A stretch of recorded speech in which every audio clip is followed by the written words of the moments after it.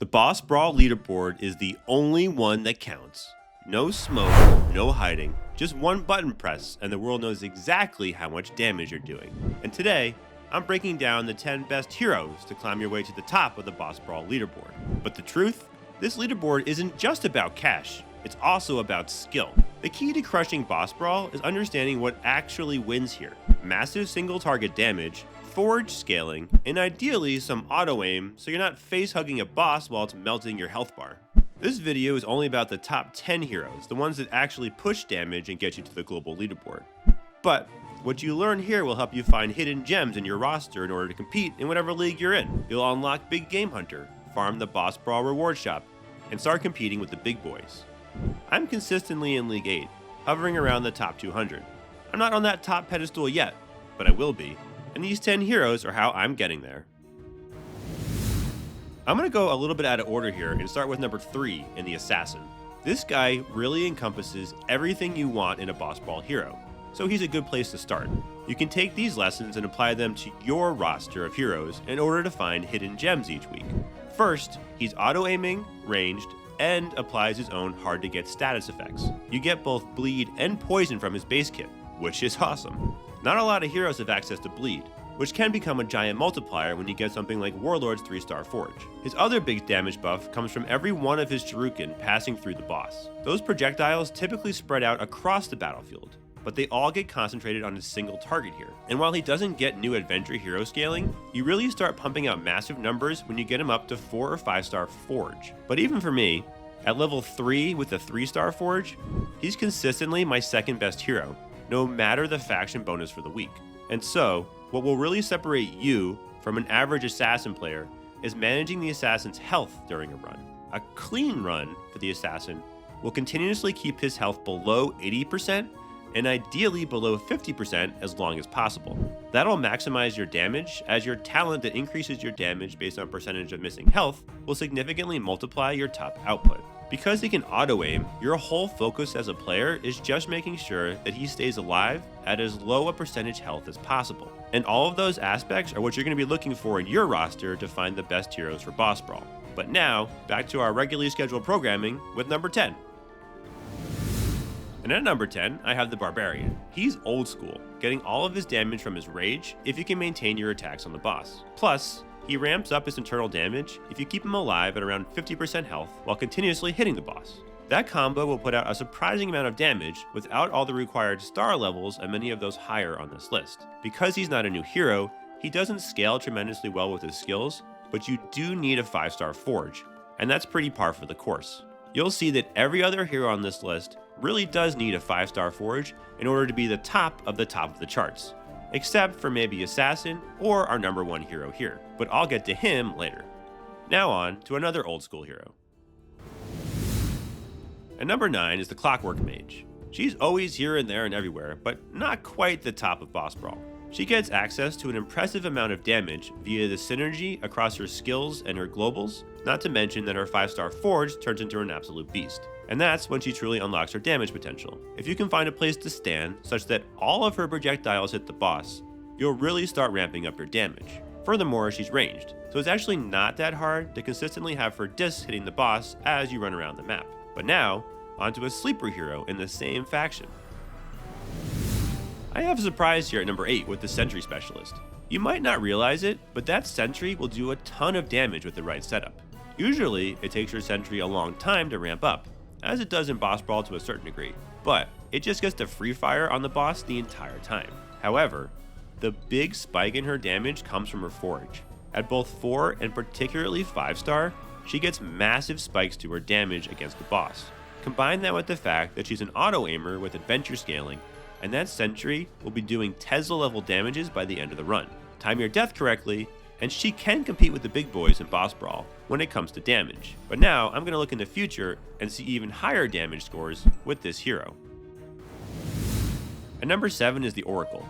The Queen of the Magic Council, she just does a ton of damage, particularly when you get her Forge up. Her 1-star forge is a multiple to damage, her 4-star unlocks continuous damage, and then her 5-star is another damage multiplier. Up and down her forge is just an increase to her base damages, and that's what you want in Boss Brawl. You combine that with the fact that every 2 seconds she's hitting the boss for her weapon damage via her first skill, Astral Radiance, and you have a combination that consistently applies a ton of damage to a single target. You do have to juggle keeping yourself at the right distance away from the boss to hit it with your crystal ball, but other than that, she's a beast. Just always one step behind the next guy on all of my lists. At number 6, I have the Artificer. Artificer is great for Boss Brawl because you just need to stand within range of your rotor blade and let your energy infusion do its thing. Energy infusion is the Artificer's second skill and his main source of chart-topping damage. Between his 2-star forge and that skill, you're going to be pulsing for a whole ton of damage every 2 seconds. Combine that with a nice damage amp at 4-star and 5-star forge, if you can keep your health at 50% or below, you'll do even more damage. Just don't get too close. Artificer has a glass cannon, and that boss can take you out pretty quickly, but the next guy just has a cannon. Coming in at number 5 is the Big Game Hunter. Big Game Hunter was meant to fight bosses. It's like his whole thing. In fact, he's so good at it that they made him the hero you actually win for collecting all your Boss Brawl tokens. Almost every one of his major globals and levels increases his damage to bosses. He was born to shotgun down the boss over and over again. Everything in his kit is meant to deal damage to one big single target. The guy's the real deal when it comes to Boss Brawl, and he'll increase the damage to the boss across your whole roster, which is what this next guy requires. At number 4, I have Warlord. This guy has the highest cap of any hero, but you need to invest a ton of resources into him to make it work. I have him at 4-star Warlord, but only a 2-star Forge, and he does essentially no damage. He's out DPS'd by a bunch of people lower in my tier list. However, when you get him up to 5-star Forge, he just tops the charts. Every level in his Forge is a multiplier to damage against the boss, culminating in Quad Strike at 5-star. So let me be frank, it's going to take you months to get him all the way up. But he's great because he works not only in this mode, but all of the endgame modes, including Nightmare Mode and Hero Clash, not to mention Hard Mode Arena. He gets tremendous scaling through his skills, in particular Wide Swing, and with that, you're going to need to practice being hit by the boss without the boss actually killing you. That's what separates the best Warlord players from the average Warlord players. You need to proc Wide Swing as often as you can. And I'm going to skip Assassin because we talked about him earlier, and now go on to number 2, and a slightly less green guy. Druid cruises in at number 2. It's not entirely clear why he does this much damage to the boss until you really look into his kit. They fixed a bug a couple patches ago in his 5-star Forge that I thought might nerf him a bit, but it turned out it didn't really have any impact at all. The big amp to damage comes from his second skill, Weakening Whispers, which will tremendously amp damage by 50% at 3 stars and 80% at 4 stars. It's like having the single best status effect in the game. Combine that with a giant damage increase at his 4-star Forge, and in particular, 5-star Withering Cane, the ability that they supposedly fixed. That combo just unleashes such a monster amount of damage that the only way you can crack into the top 20 is by having Druid. Additionally, this guy is all about cooldowns through his globals and levels. That frees up a ton of jewels to use on things like crit and other damage multipliers. So he's got everything you want in a single target damage monster, except for the massive damage of this last hero. The number 1 best hero for Boss Brawl is, without a doubt, Bunni, and this was before he got his Forge.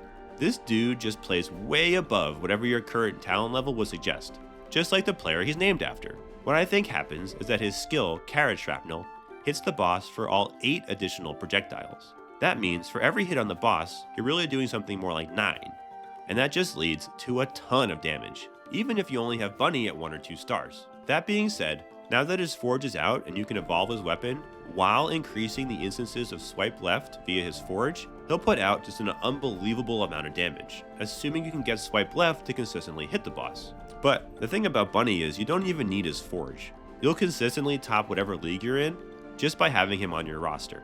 And that's it. That's my list of the best heroes for Boss Brawl and Heroes vs. Hordes. Now remember, to maximize your damage, you do need to build correctly and successfully kite the boss. So check out my other video on Boss Brawl for that strategy. Maximizing the capabilities of these heroes involves a whole bunch of skill, so keep practicing and you'll get the Big Game Hunter in no time. And I'm Coles, a high-level HVH player. I've been in the top 200 in Boss Brawl the last couple of weeks, while pushing slightly higher every time. Bunni and Assassin carry me, but I'll get Big Game Hunter one of these days and have Warlord at 5-star Forge in a couple weeks. so we'll see how high up on the leaderboard I eventually get. If you have any questions, feel free to ask them here on Reddit or on Discord. Or you can sign up for my Patreon for priority answers to your questions. You can become an executive producer, like Cake Invictus, who's the executive producer of this video. And remember, always do your adventures!